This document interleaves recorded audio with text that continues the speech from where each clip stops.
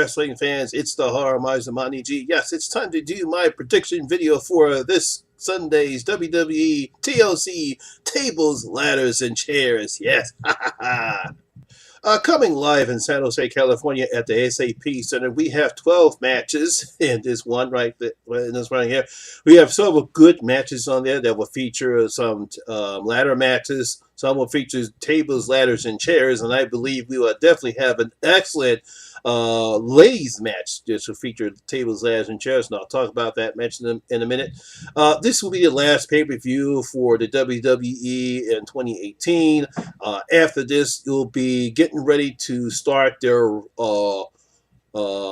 planning their WrestleMania for next year, because they'll start with the Royal Rumble. Then they'll have 2 more pay-per-views after that before they actually get to the WrestleMania, which is their granddaddy of. And also, all this will probably lead to what's going to happen next year in the Royal Rumble. So it's going to be pretty interesting to see how this card's played out. Well, it's time to start picking my matches. A pretty interesting matchup. We have Fabulous Truth, which is R-Truth and Camilla. They've been teaming up with these mixed matches for a while, and they're going to take on the team of Jinder Mahal and Alicia Fox. Now, there's an interesting stipulation with this one. The winner of the matchup will be the 30th entry in their respective Royal Rumble matches at the Royal Rumble. So if R-Truth and Camilla win, they too will pick the 30th in their respective Royal Rumbles. The same thing goes for Jinder Mahal and Alicia Fox. It's going to be pretty funny, but I'm going to pick Fabulous Truth for this one. I think they've been teaming up for a while. A lot of people will enjoy how they interact with each other, with Camilla with her dancing and R-Truth with his rapping. I think they are the better team, and I think they'll eventually will win the matchup. For the Intercontinental title, Seth Rollins will be defending the IC title against Dean Ambrose. Former Shield members are going to go on against each other. Now, this feud started off pretty good. I like how Dean Ambrose incorporated his jealousy, what he thought was pretty good. And he actually went back to when Seth Rollins turned on him and Roman Reigns about 3 or 4 years ago, but it kind of went a little bit sideways. I really didn't know what they were doing after the initial turn and after the first time that Dean spoke. I think it'll still be a good match, despite the build-up kind of been a bit lackluster the past 2 weeks after an excellent start off. I think Seth Rollins will retain the title. I think this will be a good match. But I think Seth will retain the title. I think he will keep it for a while. It'll be a good match, but I'm going to pick Seth Rollins in this match. In a tables, ladders, and chairs match, we have the monster among men, Braun Strowman versus Baron Corbin. This is an interesting stipulation in this matchup. If Strowman wins, he will receive a Universal title match at the Royal Rumble, and Corbin will be stripped of his authoritative powers. But if Corbin wins, he will become the full-time general manager of Raw. It's going to be pretty interesting how they book this. Now, people don't know. From what I understand, what I read, a lot of people are saying that the reason why they gave the title back to Brock Lesnar is because of Braun Strowman's bad attitude in the locker room. Sometimes he comes in late. He's not very friendly with some of the people. He's probably pissed off the wrong people, and that's the reason why they're not rewarding him the belt yet. When you think at this particular time in his career, it would be nice to have him win the Universal title. But because of that, they decided to punish him and put it back on the part-timer Brock Lesnar, which I'm pretty sure that's the last thing Vince and Triple H did not want to do. But unfortunately, you're not going to reward a guy who's having a bad attitude by giving him the title. You just don't do that. So I really don't know how to call this matchup, because I don't know where Braun Strowman's standing is with the company right now. Has been busy nursing an injury with his elbow. I'm surprised his match is still on, but I guess he's going to be healed up enough where he can take this match on. This match can go either way. It all depends upon what they're going to do with Baron Corbin at this time right now, because he's doing a pretty good job right now, being the I forgot what they call it, the part-time or the tentative or general manager right now of Raw. Uh, yeah, I really don't know how to call this matchup here. Because, like I said, it depends upon how, if Braun Strowman's attitude has changed. And if he realizes now, it's like, hey, look, I can't be an asshole. I can't, I've done as best as I could to promote myself to become a top draw in the company. But if I have an attitude problem, then I'm not going to get anywhere. So at this point right now, I really can't call this matchup where it's going to go because there's no telling what's going to happen. I really don't know what they're going to do with Baron Corbin if they allow Braun Strowman to win. What they're going to do with Baron Corbin now. I'll come back to that later. For the Raw Women's Championship, we have the defending champion Ronda Rousey versus Nia Jax. Now, this is going to be an interesting matchup. Ever since what Nia Jax did to Becky Lynch, they really have pushed her as this unstoppable force. And she's really done a good job in playing this heel with her and Tamina Snuka banding together. And despite, again, her lack of mic skills, Ronda Rousey is doing real well. I really think that even though Nia Jax will probably dominate most of the matchup, I think Ronda Rousey will eventually retain the title, and she will still be the Raw Women's Championship. I really don't know how long they're going to have her have the belt. Maybe she might lose it in the Royal Rumble, or they might have her. It wouldn't surprise me, though, even though I am picking Ronda Rousey to win this matchup, it wouldn't surprise me to see her drop the belt tonight, have her compete in the Royal Rumble and win it, and have her go to WrestleMania and win the title. That would be interesting. That would be interesting booking, as far as booking wise and story wise, because one, you still have Nia Jax. She continues her dominance. She beat the crap out of it. She beat up Becky Lynch.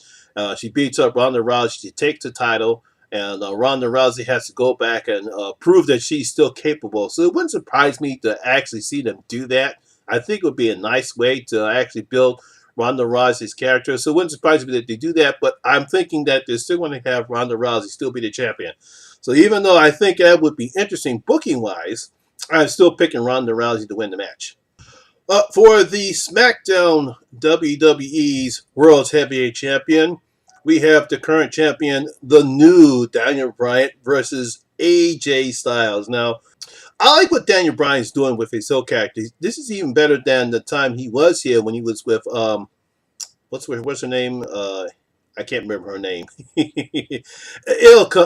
name will come to me. I can't think of her name right now. And I think AJ Styles this will be a pretty good matchup. I know AJ and Daniel Bryan will put on a great show. Could be the match of the night up. But in the long run, I think Daniel Bryan will retain the title. I don't think they're going to take it off him until this soon after his heel turn. You have to still make him a credible champion. So as much as AJ Styles has been a champion, he was a good champion, he had a long reign. But Daniel Bryan will definitely win this matchup and will still be the WWE World Heavyweight title. In what I will consider to be the match of the night, and I hope to God they would make this the main event, because all three of these women are spectacular. We have the current women's champion, Becky Lynch, goes up against Charlotte, goes up against Asuka in a triple threat tables, ladders, and chairs match for the WWE SmackDown Women's Championship. First of all, Becky Lynch. What can you say? She is the most over performer, man or woman, in WWE right now. And you got to give it to her. She's earned this spot, top spot, as what she's done after all the sacrifice she's had. So so I'm not surprised about why they did the heel turn with her. Charlotte Flair, she's spectacular, even now with her supposed heel turn right there. And of course, you have the Empress of Tomorrow, Asuka. Now, I always thought that Asuka deserved to be a champion. I felt as though that maybe they felt as though her time was not ready yet during the WrestleMania match against Charlotte. Then they kind of pushed her to the side, which I thought was a mistake. This is going to be the match tonight because all three women can perform very well in the ring. I can't tell who's going to win this matchup. It could be either. It depends on what the WWE has planned for these three women. I'm going to not put it this way. It really doesn't matter if Charlotte Flair wins or not. She really doesn't need the win. She's already proven her weight, where you don't need to have the title on for her. They might have her go to the Royal Rumble and maybe make her win because I don't think she's won the Royal Rumble yet. So I can see her not winning this matchup, but going to the Royal Rumble and winning that. Asuka's already won the Royal Rumble last year when they finally have the women's have their own Royal Rumble. So I can see her not winning, but I can actually see her still winning because she deserves the title. But I can't see them taking the title off of Becky Lynch. It's just too soon. I believe all three women are going to have excellent spots in this matchup. I'm pretty sure we'll probably see Flair do her spots, Asuka do her spots, and Becky Lynch will do her spots. They're probably going to really do a great job. And like I said, this is main event main events level matchup, and they should put this on as a main event. The women deserve it, especially these three. But in the long run, I think Becky Lynch will retain the title. In a singles matchup, we have Finn Balor versus Drew McIntyre. I really don't know where this feud is going to. Drew McIntyre is finally getting the big push that he deserves, and he's running with it. I think he's done a pretty good job right now. It wouldn't surprise me he starts to become a more main event level. He's very effective as a heel character. This feud is not built up enough in order to make the fans care. It'll probably be a good match. It wouldn't surprise me to see of Dolph Ziggler interfere in this matchup, and I expect that could happen. And so I'm going to pick Finn Balor as the winner in this matchup. In an interesting matchup, we have Elias versus Bobby Lashley in a ladder match where a guitar will be suspended above the ring, and the first to retrieve it will get to use it as a weapon. uh, I like Bobby Lashley. He's pretty good. I can understand why they gave this Lilo Rush as a character because Bobby Lashley's mic skills are really below average, and I'm just being nice about it. But he's a great in-ring performer. I'll give him that. He can put him on the show, but he just can't. He just don't have any mic skills. As much as they try to push Leo Rush, he just comes off as annoying. I mean, God, I can't stand the guy.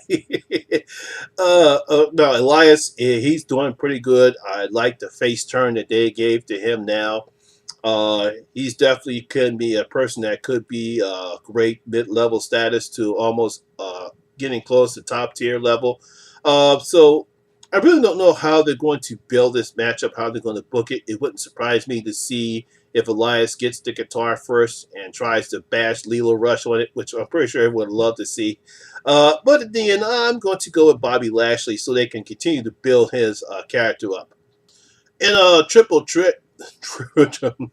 in a triple threat match for the WWE SmackDown Tag Team titles, we have the current champions, The Bar, Cesaro, and Sheamus, versus the New Day versus the Usos. Now, this is going to be a very incredible matchup.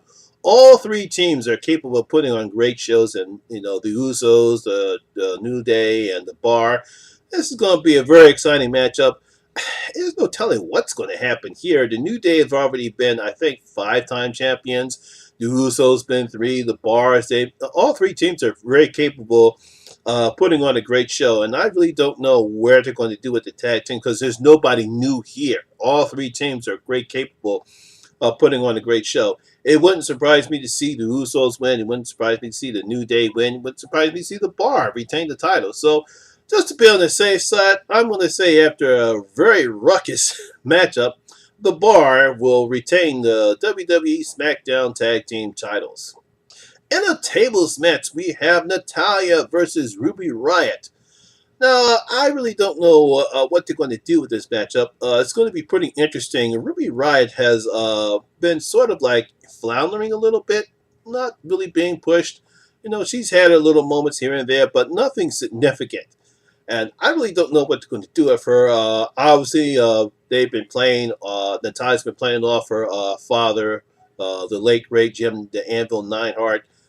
She's been dedicating matches in her name. She wears his jacket. And I think this is going to be a pretty nice matchup between the two. But I don't know what they're going to. I don't know what they're doing with Ruby Riott at this particular time right now. But I'm just going to go ahead and pick Natalia to win this matchup. For the WWE Cruiserweight title, we have the current champion Buddy Murphy versus Cedric Alexander. Now, I'm not familiar with. Fortunately, I really don't get a chance to watch 205 that much.